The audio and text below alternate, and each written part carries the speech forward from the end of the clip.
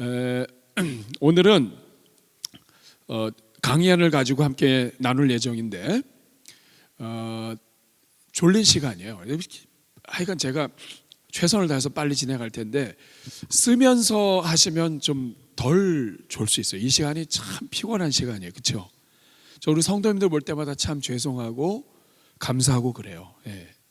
주무셔도 괜찮아요. 예. 펜 한번 꺼내 보실래요? 펜 없으시면 한번 손 들어보세요. 우리 없어도 손 안 들어요. 네. 자, 그동안에 우리 교회에서 우리 장로님들께서 선교적 교회, 우리 교회 선교적 교회 계속 아마 많이 들으셨을 거예요. 근데 선교적 교회가 잘 뭔지 모르겠어요. 이게 선교하라는 얘기인가?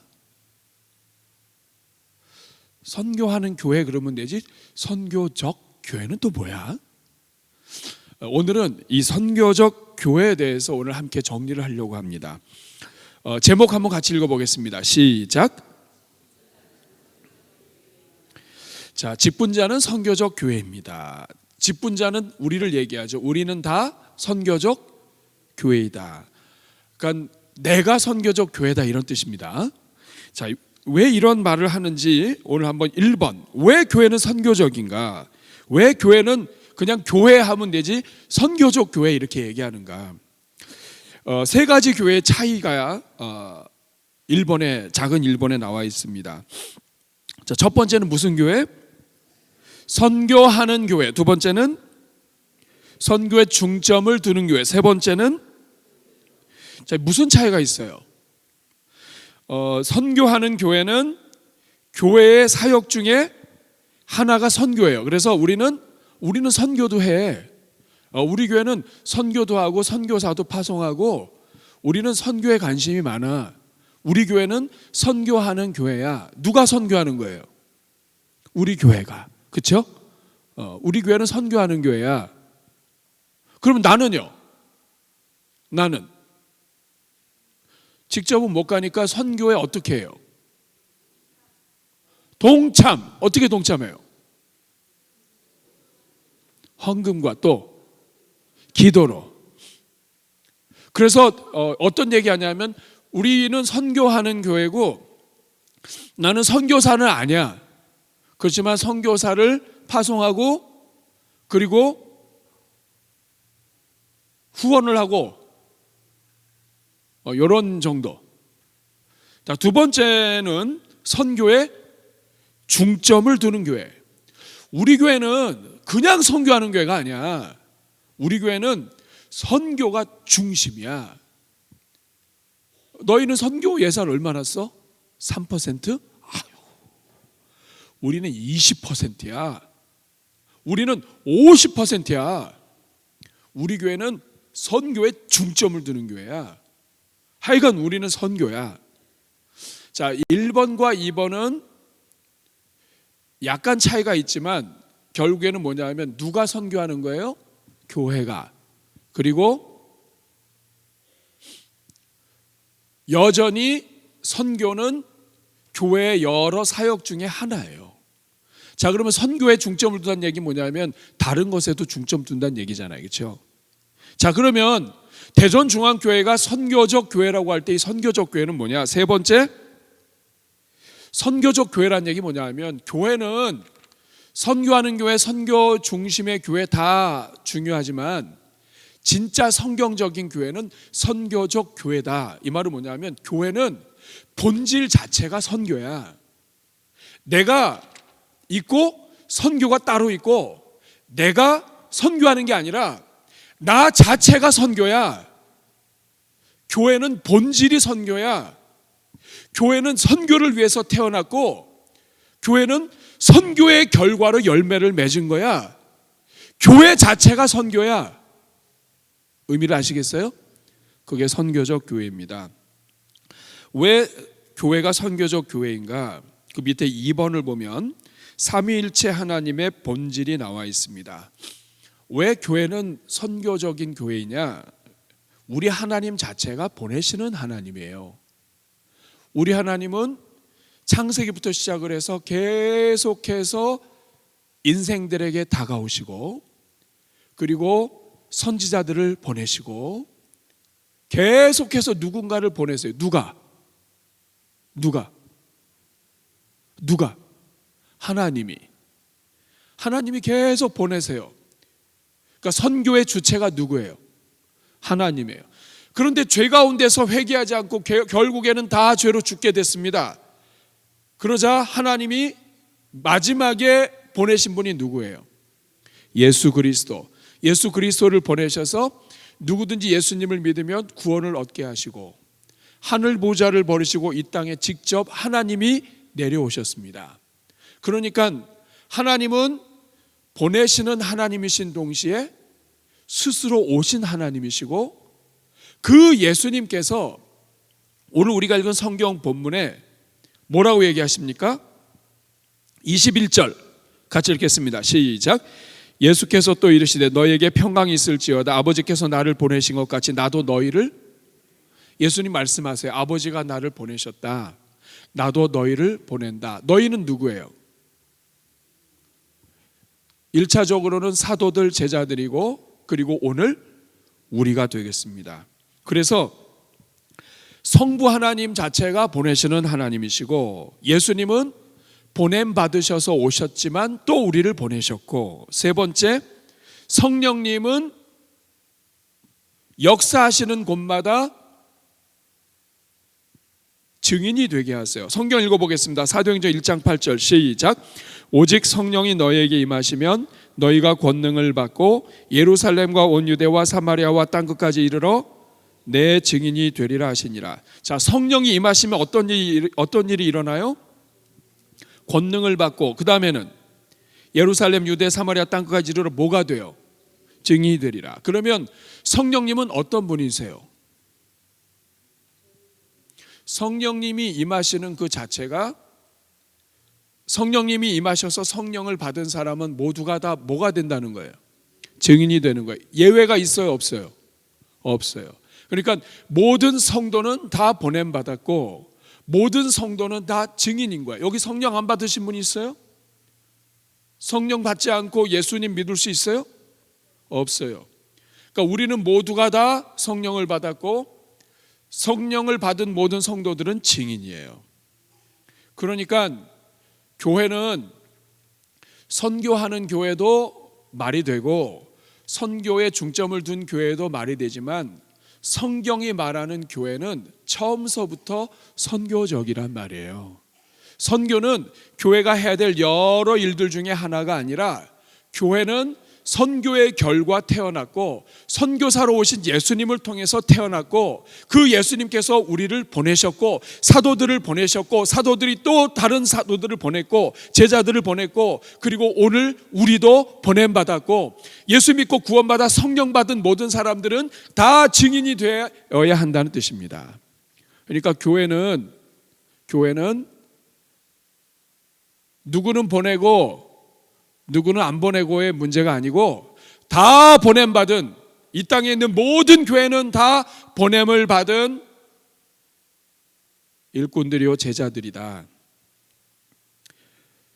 세 번째 보면 교회의 속성 혹은 본질이 나와 있습니다. 이거는 교리서에 보면 교회의 속성이 항상 나와요. 교회는 4가지 속성을 가지고 있어요. 근데 이 교회의 속성만 보더라도 선교적 교회가 성경적인 거예요. 자, 거룩성은 뭐냐면 이 땅에 있는 모든 교회는 다 예수 그리스도 안에서 거룩하다. 다 성도로 부르심을 받았다. 그래서 거룩하지 않은 교회는 교회가 아니고 이 땅에 있는 모든 교회는 거룩함을 추구하고 거룩한 백성으로 살아야 한다. 교회는 거룩하다.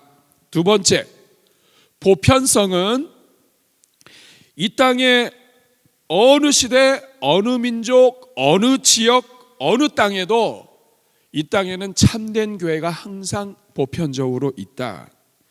교회는 보편적으로 존재한다. 하나님께서 구원을 위하여 전 세계 어디든지 어느 땅이든지 어느 시대든지 하나님께서 교회를 세우시고 교회가 존재하게 하신다.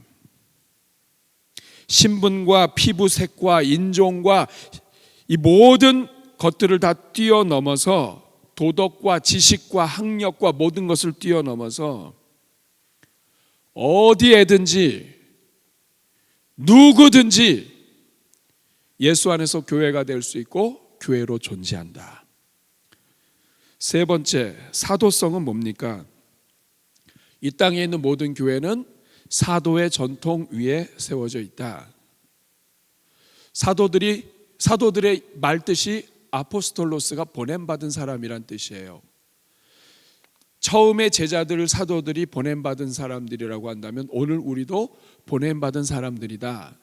그래서 벌써 여기에서 우리는 알 수가 있어요.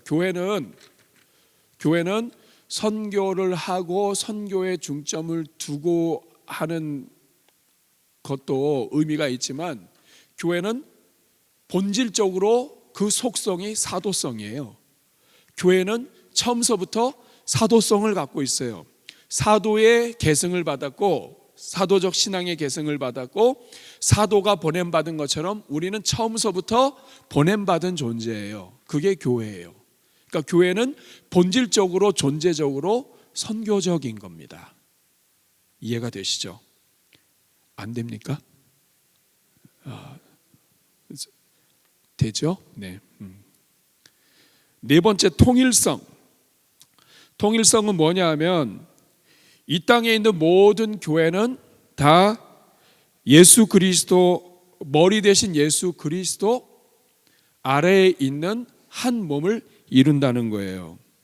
이거는 교단을 초월해서 우리가 더 하나님을 잘 믿고 더 아름다운 교회를 세우기 위해서 장로교도 있고 침례교도 있고 여러 교단들이 있지만 또 장로교 안에서도 합동도 있고 또 여러 교회가 있고 솔직히 우리끼리 얘기하면 우리가 더 낫고 이러한 우리 정체성은 갖고 있지만 그러나 그럼에도 불구하고 통일성은 뭐냐면 이 땅에 있는 모든 교회는 머리 대신 예수 그리스도의 몸이다.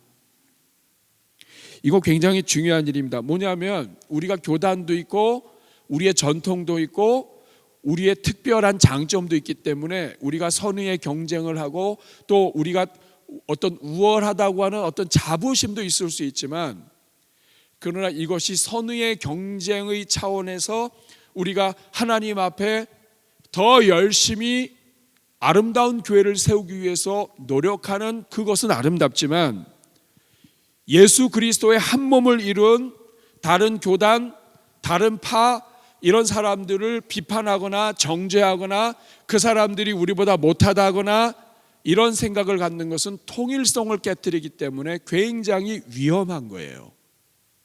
근데 솔직히 우리 교회의 전통 안에서는 이러한 이 통일성에 대한 부분을 잘못 이해해서 우리가 사실은 이단 시비도 많았고 교회의 분열도 많았어요. 이 통일성을 잘 이해 못하면 예수 그리스도의 십자가 구원 위에 예수님의 십자가와 부활 위에 삼위일체 하나님을 온전히 믿는 그러한 하나님의 백성들이 함께하는 이조차도 이것을 거부하거나 아니면 잘못 오해해서 이러한 부분들을 폐쇄적으로 하게 되면 교회는 하나님 앞에 큰 죄를 짓게 돼요. 우리가 죽으면 장로교도 없고 죽으면 침례교도 없다 그러죠. 가면 다 성도만 있다. 이것을 항상 우리가 기억해야 돼요. 우리는 개혁주의예요. 날마다 개혁하고 개혁파들의 개혁자들의 그 전통 위에서 우리가 서 있지만 로마의 카톨릭으로부터 시작을 해서 우리가 거기에서부터 잘못된 것을 지적하고 이제는 진짜 말씀 중심 오직 말씀 오직 은혜 오직 이렇게 5가지 솔라 가지고 우리가 하나님 앞에 나왔지만 그럼에도 불구하고 겸손해야 돼요. 그리고 연합해야 돼요. 이게 통일성이에요. 이게 안 되면 시대에 하나님의 아름다운 예수 그리스도의 교회들이 세상을 향하여 맛을 낼 수가 없어요. 교회가 하나다. 교회는 머리가 하나이다. 이런 내용입니다. 자, 1번 전체적으로는 결국에는 왜 교회는 선교적 교회인가? 선교적 교회인 것은 내가 선교를 보내는 게 아니란 뜻이에요. 누가 선교사를 보내고 누가 제자들을 보내셨어요? 하나님이 보내셨어요. 심지어 하나님은 누구까지 보내셨어요? 예수님까지. 선교의 주인이시고 주체는 하나님이에요. 그러니까 선교하는 교회, 이거는 엄밀히 말하면 틀린 말이에요. 맞는 말은 아니에요. 누가 선교하는 거예요? 하나님이 하시는 거예요. 그러면 하나님의 그 선교하시고 지금도 문 밖에서 기다리시고 지금도 믿지 않는 자들이 돌아오길 원하시는 그 하나님의 심장을 가지고 그 심장에 순종해서 내가 선교사로 나가는 거예요. 이거 떨어질 뻔했네. 네. 하나님의 그 부르심에 응답해서 내가 나가는 거지, 내가 주체가 돼서 내가 선교하는 교회, 내가 선교에 중점을 두는 교회, 이거 건방진 겁니다. 무슨 말인지 알죠? 선교의 주체는 하나님이세요. 삼위일체 하나님이 선교의 주체이시기 때문에 그 하나님이 원하시는 선교를 하는 게 선교적 교회예요. 내 생각 가지고 내 마음대로 나는 이렇게 하는 게 좋아해서 하는 건 내가 주인 돼서 하는 선교예요. 그게 맞으면 좋은데 하나님이 그걸 원하지 않으실 때는 바뀌는 거예요. 초대교회의 사도 바울이 아시아 지역 선교를 위해서 힘썼습니다. 저는 이해가 돼요. 왜냐하면 아시아에 사람들이 많아요.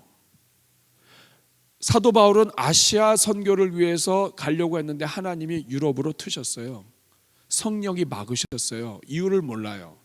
이거 무엇을 뜻하는지 아십니까? 사도 바울이 선교사지만 사도 바울이 원하는 대로 자기가 가고 싶은 대로 가는 게 아니에요. 환상을 통해서 건너와서 우리를 도우라, 마게도냐 사람이 나오니까 사도 바울이 성령에 순종해서 마게도냐로 가고 유럽이 열립니다. 선교의 주인은 누구예요? 하나님이에요. 교회는 그러면 어떻게 해야 돼요? 선교의 주인 되신 하나님의 인도하심에 순종하는 거예요. 이것이 성경적인 선교이고, 그래서 교회는 처음서부터 선교적인 교회다. 하나님의 선교를 통해 태어났고 하나님의 선교를 위해 세움받았고, 이 땅에 있는 모든 성도들은 사도 전통 위에 서 있고, 성령을 받은 모든 성도들은 예수님을 믿는 그 순간부터 증인으로 부름받은 거예요. 내가 하고 싶다고 하고 내가 안 하고 싶다고 안 하고가 아니에요. 선교는 우리 성도의 피에 흐르는 하나님의 계획이에요. 우리 본질 자체가 선교예요. 아멘. 저는 이게 성경적이라고 봅니다. 그래서 대전중앙교회가 선교적 교회다, 이 말은 뭐냐면 내가 주인이 돼서 내가 하고 싶은 대로 선교하는 것이 아니라, 물론 여기에는 하나님의 인도하심도 있지만 하나님이 선교사이시고 예수님까지도 우리를 위해 보내주신 그 예수님, 그리고 그 예수님을 통해 부활하시자마자 나도 너희를 보내노라, 우리를 구원하시자마자 보낸다고 하신 그 예수님, 아버지께서 나를 보내신 것 같이 나도 너희를 보내노라. 우리는 누구냐? 교회는 보냄받은 존재다. 가정에서 일터에서 우리는 다 보냄받은 사람으로, 증인으로 하나님께서 부르셨다. 이것을 고백하고 순종하는 것이 선교적 교회입니다. 자, 그러면 4번, 이렇게 볼 때 교회는 뭐라고 정의할 수 있는가? 교회는 결국 뭐라고 정의할 수 있는가? 같이 박스에 있는 걸 읽어보겠습니다. 시작. 교회는 세상으로부터 부름받은 하나님의 백성들의 모임이자 다시 세상으로 보냄을 받은 예수 그리스도의 제자들이다. 우리는 교회, 에클레시아라고 하는 이 말 자체가 세상으로부터 불렀다는 뜻이에요. 그러니까 우리는 세상의 사망 가운데 있는 사람들로부터 우리를 부르셔서 예수 그리스도 안에서 부르셔서 우리는 함께 모인 구원받은 사람들의 모임이에요. 이게 교회예요. 동시에 우리는 사시사철 이렇게 모여만 있는 사람이 아니고 모여서 예배했다가 예배 드렸다가 그 다음에는 각자의 가정으로 흩어지는 교회예요. 선교적 교회는 함께 모이는 교회이기도 하지만 하나님의 은혜를 받고 불을 받고 하나님의 말씀을 받고 그리고 다시 세상으로 흩어져서 각자의 허락하신 가정과 일터와 사회 속에서 예수 그리스도의 교회로 살아가는 거예요. 이게 교회예요. 그래서 교회는 세상으로부터 부름받은 하나님의 백성들의 모임이자 동시에 다시 세상으로 보냄을 받은, 그 예수님께서 말씀하셨잖아요.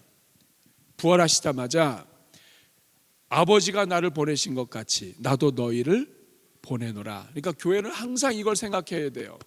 근데 예전의 교회론에는 에클레시아만 가르쳤어요. 그러니까 세상으로부터 부름받은 하나님의 백성, 그러니까 우리는 세상으로부터 부름받았기 때문에 세상으로 부름받아서 우리끼리만 있다, 이런 구원파가 돼요. 우리는 세상에서 부름받았지만 하나님이 우리에게 허락하신 삶의 현장은 우리 각자에게 허락하신 가정과 일터라고요. 우리는 그곳으로 보냄받은 사람들이에요. 아멘. 그래서 우리는 두 가지 정체성을 갖고 있어요. 세상으로부터, 죄악으로부터, 사망으로부터 부름을 받아서 구원받은 하나님의 백성들의 모임이자 동시에 우리는 다시 세상으로 보냄을 받은, 그래서 여러분이 가정에 갈 때는 나는 보냄받은 자로 가는 거예요. 일터에 가면 나는 보냄받은 자로 일터에 가는 거예요. 우린 누구냐? 세상으로부터 부름받은 하나님의 백성들의 모임이자 다시 세상으로 보냄받은 예수 그리스도의 제자들인 거예요. 예수 그리스도의 제자로, 사도로, 증인으로, 성도로 사도의 정신을 가지고 사는 거예요. 예수님의 심장을 가지고 사는 거예요. 하늘 보좌를 버리고 이 땅에 오신 예수님, 성육신하신 예수님처럼 우리도 우리의 가정과 일터에 그 자리에 들어가서 그곳에서 하나님의 예수 그리스도의 증인으로 사는 거예요. 자, 한번 같이 읽으면서 외워보겠습니다. 시작. 교회는 세상으로부터 부름받은 하나님의 백성들의 모임이자 다시 세상으로 보냄을 받은 예수 그리스도의, 자, 안보고 한번 해볼까요? 시작. 다시 예수 그리스도의 제자. 부름받아서 함께 있는 것, 이거 우리 교회만 모일 수 있어요. 그런데 우린 여기서만 사는 게 아니에요. 다시 세상으로 나가서 세상으로 보냄받은 사람들입니다. 자, 1번 같이 읽습니다. 시작. 제자는 누구는 보냄을 받고 누구는 보냄을 받지 않은 자가 아니다. 2번, 제자는 자기가 원하는 만큼 혹은 원하는 곳에 자기 뜻대로 보내는 사람이 아니다. 3번, 선교의 주체이신 하나님께서 지금도 보내기 원하시고 보내시기 원하시는 것으로 순종하여 보냄받은 자로 사는 것이 교회요 성도이다. 그러므로 오늘 여러분들이, 하나님이 여러분에게 허락하신 가정, 하나님이 여러분에게 보내신 곳이에요. 하나님의 계획과 뜻과 허락이 없이는 그렇게 안 되죠. 자, 그러면 그 다음 페이지. 그러면 선교적 교회는 결국 한마디로 뭐라고 할 수 있느냐? 이 땅에 있는 선교적 교회, 우리 대전중앙교회 선교적 교회는 도대체 어떤 교회냐? 한번 같이 읽어보겠습니다. 시작.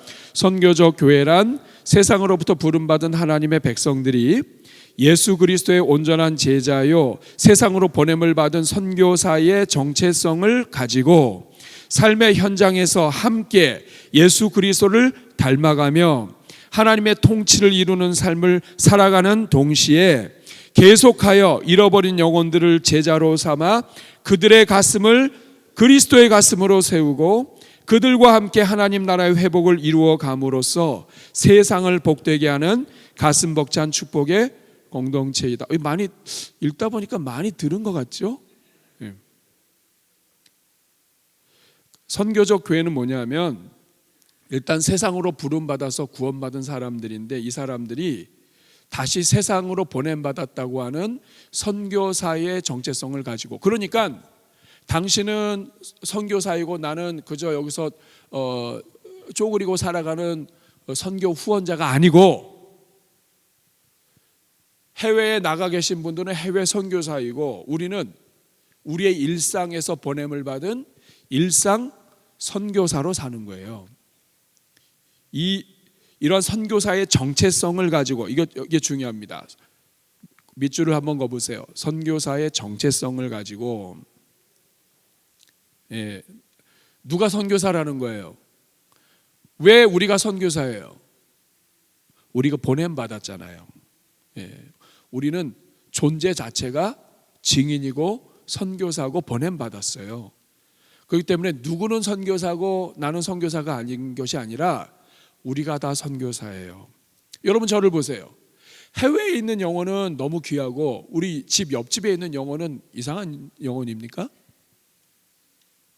그러면 해외에 있는 영혼한테 복음을 전하는 거는 너무나 소중하고, 내 옆에 있는 그 영혼한테 복음 전하는 것은 그거는 소중하지 않은 일입니까? 다 천하보다 귀한 한 영혼이에요. 물론 해외에 나가서 하는 것은 쉬운 일이 아니에요. 집을 떠나야 되고 나라도 떠나야 되고 쉽지가 않아요. 문화 다르고, 그 파인애플 스토리라고 하는 그 책이 있습니다. 선교사가 가가지고 파인애플을 선교지에 딱 심었어요. 그랬더니 원주민들이 다 뽑아갔어요. 자, 그러한 인간들하고 계속 사는 게 여러분 쉬워요, 어려워요? 어려워요. 그래서 그러지 말라 그랬더니 알았다고 하더니 그 다음에 또 다 뽑아갔어요. 이런 사람들하고 계속 살다 보면 얼마나 힘들겠습니까, 여러분? 우리 옆집에는 그래도 그렇게는 안 뽑아가잖아요. 그러나 선교지에 있는 영혼도 천하보다 귀하고 우리 옆집에 있는 영혼도 천하보다 귀해요. 다 선교사예요. 이 땅에 있는 모든 성도는 다 선교사예요. 따라하겠습니다. 나는 세상에 보냄받은 선교사이다. 그래서 옛날에 이 생각이 없으니까 어떻게 했냐면, 나는 죄 많은 세상에서 열심히 돈 벌어서 선교를 위해서 헌신하는 거예요. 그러니까 나는 돈 버는 게 목적이야. 그러다 보니까 내 옆에 있는 사람, 내 직장에 있는 사람, 내 이웃에 있는 사람, 이 사람들도 구원의 대상이고 선교의 대상인데, 이 사람들은 적절히 사기쳐도 괜찮고 어쨌든 선교를 위해서라면, 이러한 문화들이 다 잘못된 성경 이해에서 나오는 겁니다. 이제는 여러분들이 분명히 하셔야 돼요. 자, 그럼 6번 우리 교회의 사명. 이게 너무 길기 때문에 이러한 선교적 교회를 제가 기도하면서 함께 우리 교회 사명을 만든 거예요. 그래서 우리 장로님들과 함께 이걸 놓고 기도하는 겁니다. 우리 장로님께서 대표 기도하실 때만 하시잖아요. 자, 세상의 가슴을, 그렇죠? 세상의 가슴이 뭐예요? 가정과 일터와 지역사, 다문화, 국내, 해외에 있는 모든 영혼들을, 세상의 가슴을, 이 말은 뭐예요? 세상의 가슴을 차별이 없어요. 국내, 해외, 지역 차별이 없어요. 하여간 이 땅에 있는 모든 세상의 영혼들을 그리스도의 가슴으로 세워가는 선교적인 삶과 훈련과 선교적 사명 실천, 전도와 선교를 위해서 증인의 삶을 통해서 가정에서든 일터에서든 그들을 그리스도의 가슴으로 세워가는 가슴 벅찬, 이게 사실은 중요해요. 왜냐하면 일반적인 선교적 교회 정의에는 가슴 벅찬이 빠져 있어요. 저는 이게 굉장히 중요하다고 봐요. 왜냐하면 사도 바울은 죽을 때까지 가슴이 뜨거웠습니다. 죽을 때까지 그 사도 바울의 이 심장은 복음과 은혜로 뜨거웠어요. 죽기 전에도 나의 나 된 것은 다 하나님의 은혜다. 다시 말하면 교회에 가슴 벅참이 없다면 이 교회는 하나님을 향한 사랑과 열정이 식어버린 죽은 교회가 돼요. 이런 교회 많습니다. 100년의 역사를 가지고 있는데 옛날에는 한때 뜨거웠던 교회였는데 지금 냉랭한 가슴 가지고 서로 쌈질하는 교회들 많아요. 가슴 벅찬이 빠진 거예요. 선교도 남아있고 예배도 남아있고 다 빠졌는데 가슴 벅찬이 빠져봐요. 부부가 서로 사랑하고 또 연애하면서 사랑하고 하는데 가슴 벅찬이 빠져봐요. 그러면 이것은 그냥 하나의 형식이 돼버려요. 죽은 교회가 됩니다. 그래서 제가 끊임없이 교회는 가슴 벅차야 된다. 거룩함과 살아있는 감격과 간증을 가지고 계속해서 성장해가는 교회, 성화되어가는 교회, 두드러 맞아서 어쩔 수 없이 성화되는 게 아니라 가슴 벅차고 즐거워서 성화되는 교회. 이게 바로 세상의 가슴을 그리스도의 가슴으로 세워가는 가슴 벅찬. 그 다음에 축복의 공동체는 뭐냐 하면 이 교회 공동체 자체가 이 지역 사회로부터 시작해서 우리 주변에 복이 되는 하나님의 도구로 존재한다. 교회가 있기 때문에 지역이 복을 받고 성도가 있기 때문에 그 이웃이 복을 받는, 아브라함이 내가 너에게 복을 줄 테니까 네가 복이 되어 다른 사람에게, 네가 복이 되어서 다른 사람에게 복을 전해라. 너는 복의 근원이 될지라. 이 말씀 그대로 오늘 이 땅의 교회를 통해서 하나님은 세상이 복되기를 원하십니다. 이것이 선교적 교회, 우리 교회의 사명은 선교적 교회의 그 사명을 감당하도록 압축한 거예요. 괜찮죠? 한번 읽어보겠습니다. 시작. 세상의 가슴을 그리스도의 가슴으로 세워가는 가슴 벅찬. 어떤 분은 세상의 가슴을 그리스도의 가슴으로 세워가는 축복의 공동체가 안 됩니다. 여러분, 가슴 벅찬 빼면 안 돼요. 물론 너무 길어서 숨차서 가슴 벅찬을 뺄 수도 있어요. 이거 빼면 안 됩니다. 자, 그러면 이러한 선교적 교회는 어떤 특징을 갖고 있는가? 최동규 박사가 미셔널 처치에서 쓴 책을 보면 선교적 교회는 이런 특징들이 있습니다. 1번 같이 있습니다. 시작. 삼위일체 하나님의 주권적인, 이게 가장 첫 번째 특징이에요. 선교의 주체는 삼위일체 하나님이에요. 하나님이 선교하시기 때문에 우리 같은 정말 도움이 안 되는 연약하고 부족한 죄인들까지도 하나님이 구원하셔서 선교의 도구로 쓰시는 거예요. 하나님이 주인이시고 하나님이 주권이다. 하나님 삼위일체 하나님의 선교에 순종하는 교회가 선교적 교회다. 두 번째, 시작. 모든 성도들이 일상의 삶을 통해 선교적 증인 되기를 힘쓰는 교회. 선교적 교회는 선교사 파송해 놓고 우리는 뭐 기도하고 또 우리는 그냥 영혼 구원에 관심 없는 교회가 아니에요. 모든 성도가 다 함께 일상의 삶을 통해서 선교적 증인, 예수님의 증인으로 살기 위해서 몸부림치는 교회예요. 세 번째, 시작. 이해가 되죠? 교회는 세상으로부터 부름받은 하나님의 백성들의 모임이자 동시에 다시 세상으로 보냄을 받은 예수 그리스도의 제자예요. 그러니까 교회는 모이는 교회로서도 은혜롭지만 흩어지는 교회로서도 아름답게 섬기는 교회. 4번 같이 있습니다. 선교적인 교회의 가장 큰 특징 중에 하나는 성육신이에요. 하나님이 높은 보좌를 버리시고 이 땅에 오셨습니다. 예수님이세요. 근데 이 예수님의 은혜로 구원받은 교회가 성육신을 안 해요. 다른 영혼들을 이해하고 다른 영혼들을 구원하고 가난한 자들을 돕고 어려운 자들, 눌려있는 자들, 예수님이 이 땅에 오시고 성령이 임하시면 병든 자, 저는 자, 눈먼 자가 일어나고 회복되고 하는 이 하나님의 은혜가 있는데 이 땅에 있는 교회는 성육신 해야 된다. 이웃에게 나는 이 정도인데 우리 이웃이 수준이 떨어져. 아유, 이 수준 떨어지네. 예수님이 그렇게 하면 여기 아무도 구원 못 받아요. 우리가 구원받은 이유는 예수님이 성육신 하신 거예요. 나 같은 죄인을 불쌍히 여기셔서 하늘 보좌를 버리고 오셔서 우리와 같이 되신 거예요. 예수님이 제자들을 부르실 때 보세요. 어부들에다가 변변한 사람 몇 없어요. 거의 이상해요. 그렇지만 그러한 친구들이 예수 그리스도의 일꾼이 됩니다. 마찬가지예요. 교회는 성육신 정신이 있어야 돼요. 이것이 빠지면 하나님의 선교를 이해 못하는 거예요.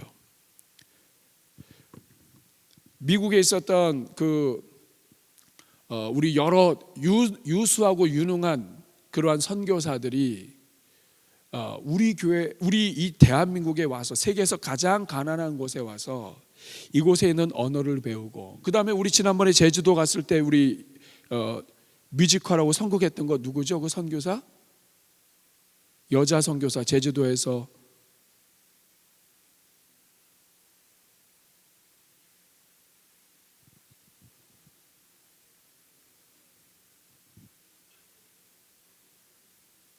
알 사람은 알도다. 그 말도 맞네. 누구죠? 그 제주도에 여자 선교사 있었잖아요.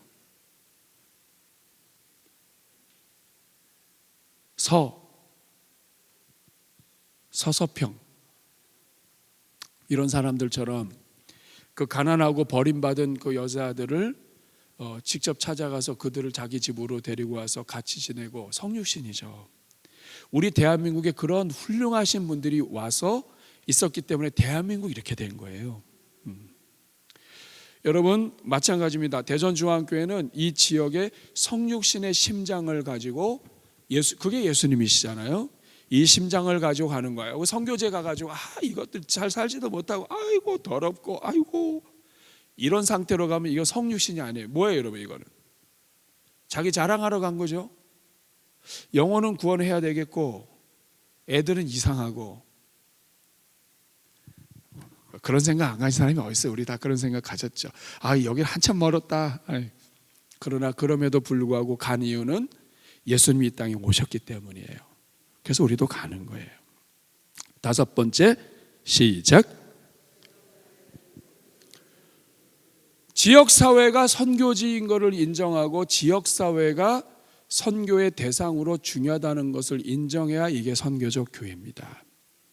왜냐하면 하나님은 우리 삶의 일터와 삶의 현장과 지역사회로 우리를 보내셨기 때문에 그래요. 교회에서는 너무 잘하는데 지역사회 사람들하고는 싸운다든지, 지역사회 사람들하고는 담을 쌓고 산다든지, 이런 것들은 사실은 바르지 않은 겁니다. 6번째, 성령에 순종하는 교회. 교회는 처음서부터 성령의 역사로 세워졌어요. 그렇기 때문에 성령의 능력과 성령이 권능하심을 통해서 증인으로 세움받은 게 교회예요. 근데 이 성령의 역사에 민감하지 않으면 선교적 교회가 못 돼요. 성령님은 처음서부터 선교적으로 역사하시는 성령님이십니다. 성령이 임하시면 증인되게 하시는 분이 성령님이세요. 이걸 예수님이 말씀하셨어요. 때와 시기는 알지 못하나 오직 성령이 너에게 임하시면 너희가 권능을 받고 예루살렘과 유대와 사마리아 땅끝까지 이르러 내 증인이 되리라. 성령은 증인되게 하시는 영이에요. 그리고 7번째, 시작. 세상에서 찾을 수 없는 섬김의 대한 공동체가 되는 교회. 선교적 교회는 하나님이 우리를 보내셨고 나 같은 죄인을 살리셨고 서로가 서로에게 성육신으로 사랑으로 함께 존재하기 때문에 세상이 섬길 수 없는 섬김을 교회는 할 수 있습니다. 세상 사람들은 계산하고 하지만 교회는 계산하지 않고 섬길 수가 있어요. 하나님이 그 마음을 주셨기 때문이에요. 그래서 세상에서 찾을 수 없는 섬김에 대한 공동체, 이게 교회입니다. 3번째 보면 팀 켈러라고 하는, 이제 얼마 전에 돌아가셨습니다만 이분은 도시 선교에 대해서 아주 고민을 많이 하신 분이에요. 뉴욕 또 아주 그냥 전문가들이 많고 이런 곳에서 가난한 자들도 섞여 이런 곳에서 어떻게 하면 교회가 선교적 삶을 살 수 있는가 해서 7가지를 강조했습니다. 1번 시작. 교회는 선교적 공동체로서 교회의 모든 양육과 훈련을 통해 모든 성도들을, 선교적 교회에 있어서 가장 기초가 양육 훈련이에요. 제자 훈련이에요. 왜냐하면 선교적 교회로서 바로 사명 감당하게 하려면 먼저 하나님이 기뻐하시는 일꾼이 돼야 돼요. 우리가 이웃에 가서 전도하지 못하는 이유는 내가 하나님 기뻐하시는 성도로 살지 못하고 이게 안 되면 가서 살지를 못해요. 이웃하고 쌈질하고 전도 못한단 말이에요. 그러니까 먼저 내가 예수 그리스도의 제자로 바로 서야 돼요. 한국 교회가 부흥하고 성령 충만하고 막 수백만 명이 집회에 참석하고 했지만 결국에는 한계에 부딪혔어요. 그 이유가 뭐냐면 해외로는 많이 나갔는데 주변으로 못 나가는 거예요. 그 이유가 성도가 성도답게 살아야 한다는 것을 가르치지 못했기 때문에 그래요. 이 부분이 약점인 겁니다.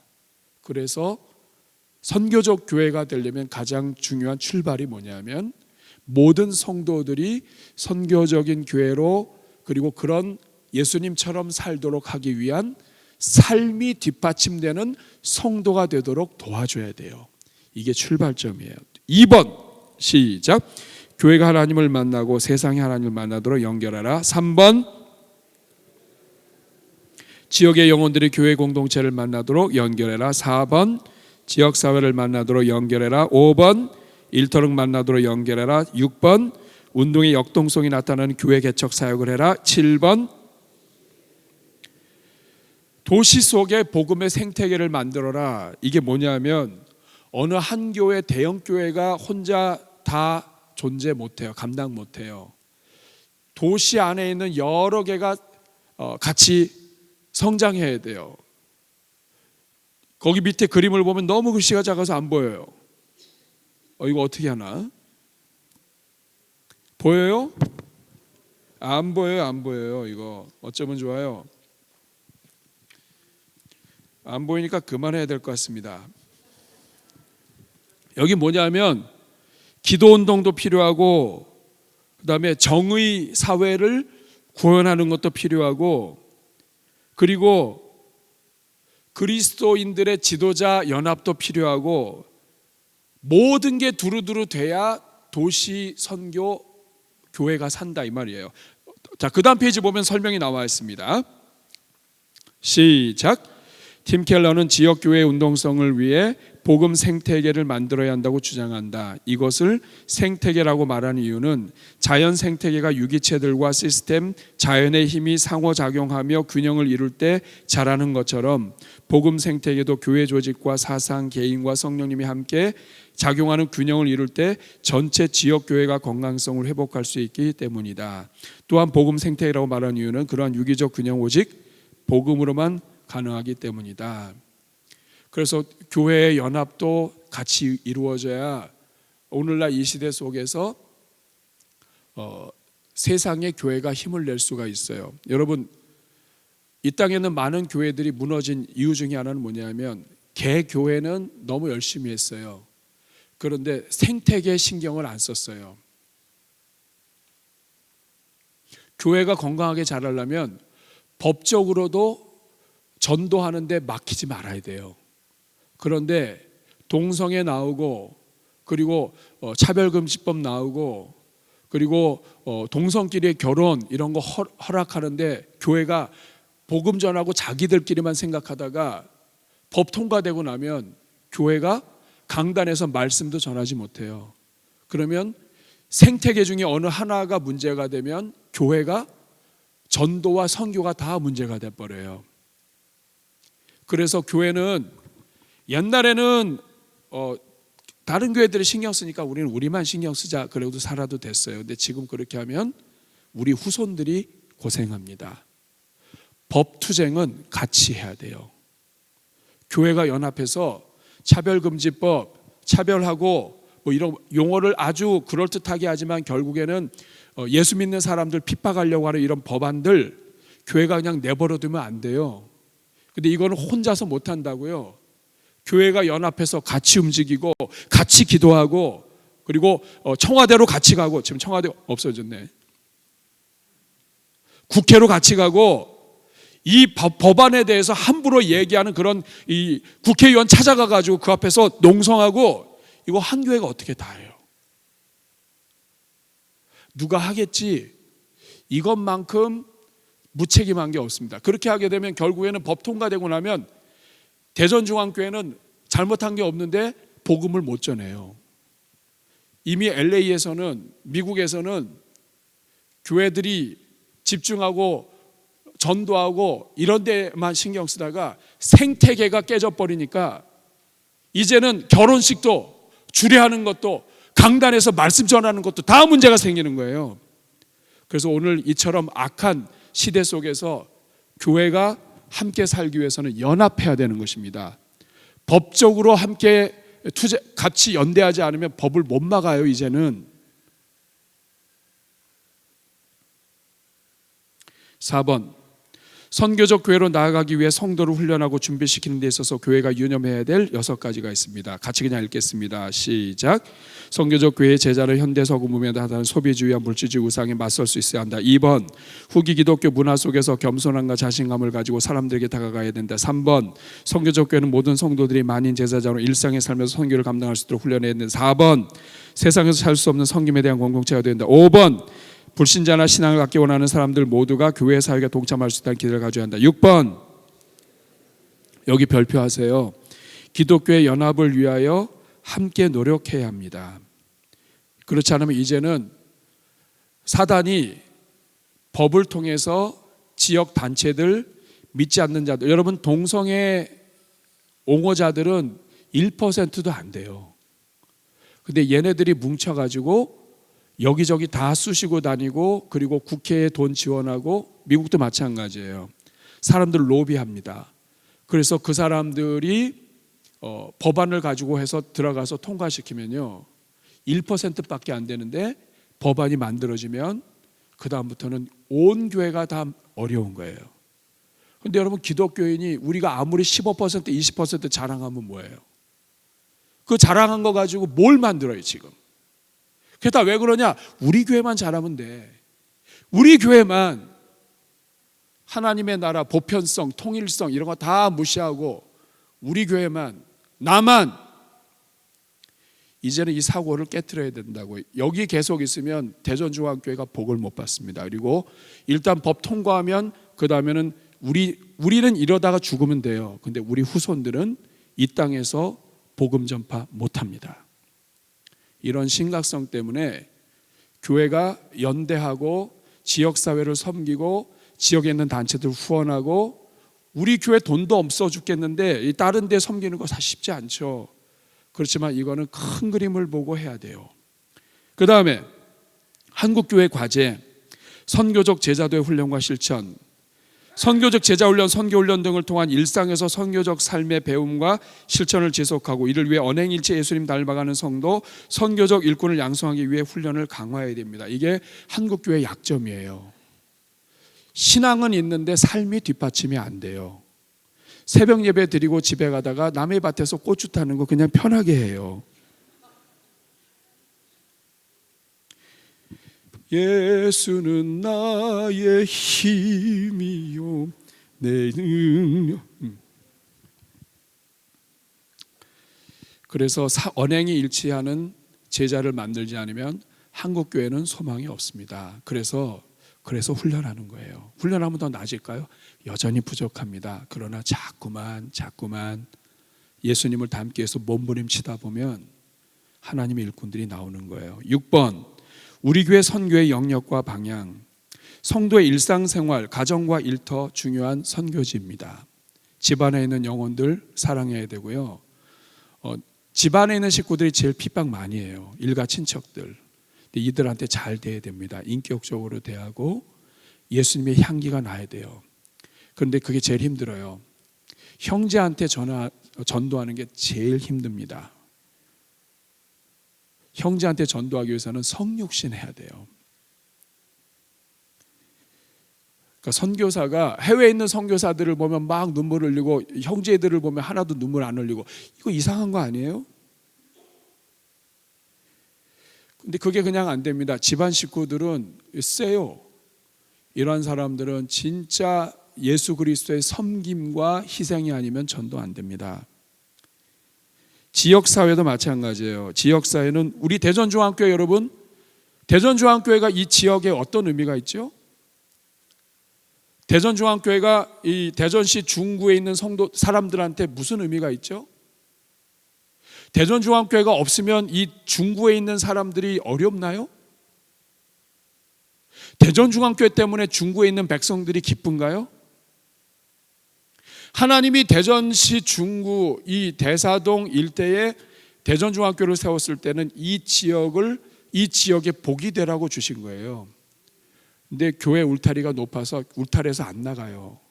우리끼리 모여서 예배하고 좋고 그리고 싹 집에 가서는 그 다음에는 입 다물고 살아요. 이거 우리가 주님 앞에 회개해야 됩니다. 지역사회는 교회가 대전중앙교회 때문에 우리 지역이 복이라고 하는 것을 느껴야 돼요. 그래야 지역을 선교합니다. 선교사들이 또 나하고도 마찬가지예요. 태국을 가든 캄보디아를 가든 그 지역에 이 선교사님 때문에 지역이 복을 받는다고요. 근데 우리 대전중앙교회가 여기에 76년 아니 80년 100년이 있어도 우리 교회 때문에 이 주변에 있는 이웃들이 쟤네들은 맨날 모이기만 하면 시끄럽고 맨날 주차 때문에 불편하고 이런 것만 만약에 기억하고 있다면 여러분 우리 교회는 심각하게 고민해야 돼요. 이 지역사회에 복이 돼야 합니다. 그 다음에 지역에 있는 타민족 다문화. 이제는 하나님이 지구촌을 흔들어서 옛날에는 비행기 타고 20시간 30시간 가야만 있던 사람들이 지금은 한국에 들어와 있어요. 대전에 들어와 있다고요. 그러면 20시간 30시간 가서 있는 사람들은 선교지 사람이기 때문에 너무 중요하고 하나님이 이 가까이까지 보냈을 때는 얼마나 답답하시면 하나님이 세계를 흔들어가지고 여기다 보냈겠어요. 그러면 가까이 있는 사람들 축복하고 전도해야죠. 국내 지역의 복음의 생태계를 구축하고 큰 교회, 작은 교회, 지역 문화, 지역의 젊은이들 관심으로 기도하고 해외 지역 선교까지. 그래서 우리 교회는 가정에서부터 해외까지 다 선교의 대상이다. 7번 교회 연합을 통한 복음 생태계 마련과 반기독교적 법정 대응을 통한 선교적 역량 강화.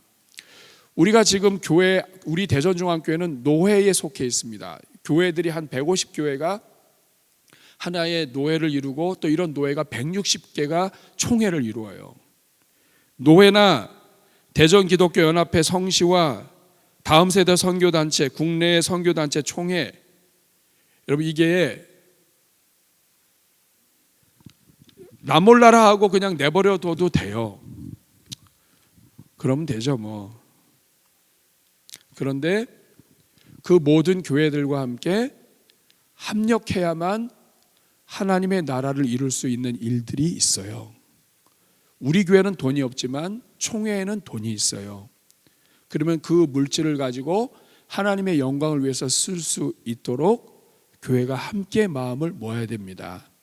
그런데 총회가 까딱하면 정치꾼들이나 이런 사람들에 의해서 돈이 함부로 새나가요. 이런 일이 없도록 기도하고 같이 격려하고 그리고 축복하는 것. 자, 그 다음 페이지 보세요. 같이 있습니다. 시작. 어떤 교회의 모델이나 신학 전통이 되었던 한 종류의 교회가 도시 전체를 전도할 수 없다. 도시를 전도하려면 십자가의 복음을 가지고 있는 다른 교회들과 기꺼이 협력하는 자세가 요구된다. 이런 관점을 범교회성이라고 부른다. 그 다음 박스 읽습니다. 다른 지체들을 그리스도의 참된 교회로 인정하기를 거부하는 것은 그리스도가 요구하시는 교제를 거부하는 것이다. 예수님이 다 구원했는데 나하고 파가 다르다고, 나하고 전통이 다르다고, 교파가 다르다고, 또 이 생각이 다르다고 너는 교회가 아니다 무시하면 이거는 예수님께서 부르신 것을 무시하는 게 된다 이 말이에요. 그 다음 박스 시작. 우리 자녀들은 세계를 품는 자녀들이 되어야 한다. 이러한 자녀들을 세우려면 우리 부모가 먼저 각종 장벽을 깨뜨리고 십자가 복음 안에서 가정과 지역사회와 교회와 세계를 품어야 한다. 이제 앞으로 선교적 교회로 우리 대전중앙교회가 함께 풀어야 할 과제들입니다. 첫 번째, 기독교 문화를 만들어줘야 돼요. 이번에 홀리윈 하는 것도 마찬가지예요. 젊은 애들이 이태원 이런 데 가가지고 그냥 너무 무의미하게 죽어버리잖아요. 두 번째, 환경 문제입니다. 대전중앙교회는 환경 문제에 대해서 같이 고민하고 이 지구촌을 같이 보호하고 지역사회를 같이 선도할 필요가 있어요.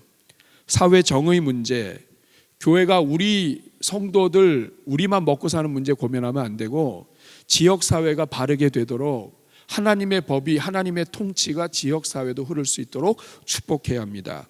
특별히 4번 결혼과 출산의 문제는 이거 그냥 내버려 두면 안 돼요. 교회가 많이 낳든지 지역이 많이 낳도록 돕든지. 교회 내 선교 역량 강화를 위해서 지속적으로 훈련하고, 그 다음에 다음 세대 선교적 사고 배양 및 경험 증대를 위해서 아이들이 어렸을 때부터 영어가 편하고 또 해외 다문화 국제사회를 경험할 수 있도록 돕고, 평등을 강조한 나머지 공산주의적 하향평준화가 되면 안 돼요. 다니엘 같은 사람은 귀족입니다. 그러나 하나님께서 다니엘을 특별히 쓰셨을 때 다니엘을 통하여 한 나라 전체를 섬기게 하시잖아요. 그런 것처럼 우리 교회 안에 있는 다음 세대 자녀들이 두루두루 기회를 갖도록 같이 기도해 줘야 돼요. 지역 내 다문화 사회 경험 및 교제, 선교적 기도 사역 확대. 지금까지 말씀드린 내용이 제가 이제까지 와서 계속 말씀드린 선교적 교회에 대한 내용이에요. 우리 대전중앙교회는 선교적 교회가 되어야 복을 받는다. 그것이 하나님이 성경을 통해서 세우신 교회이다. 대전중앙교회는 하나님이 기뻐하시는 아브라함을 부르셨던 그 하나님이 우리 대전중앙교회를 통해서 이 지역에 복이 되게 하시고 우리 가정에서부터 세계까지 하나님이 우리를 통해서 역사하시기를 소원하는 교회. 성령님의 순종하는 교회, 하나님 뜻에 움직이는 교회. 우리 교회가 그런 교회, 선교적 교회가 되기를 여러분 같이 기도해 주시기를 축복합니다. 우리 한번 가슴에 손 얹고